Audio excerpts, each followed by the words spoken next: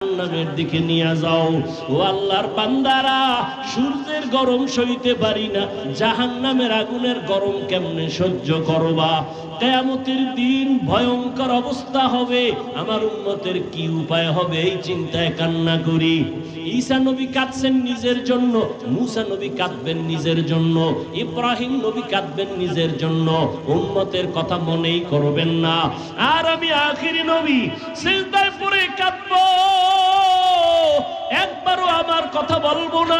আমি বারবার আমার আল্লাহকে বলবো, আল্লাহ আমার গুনাহগার উম্মতের বাঁচাও, আমার উম্মতের বাঁচাও, একজনও যেন জাহান্নামের আগুনে না যায়।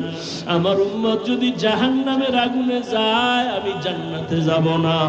নবীর কান্না দেখিয়া আমার আল্লাহ বলবে, নবী কাঁদিয়েন না, মাথা উঁচু করেন, আপনার উম্মত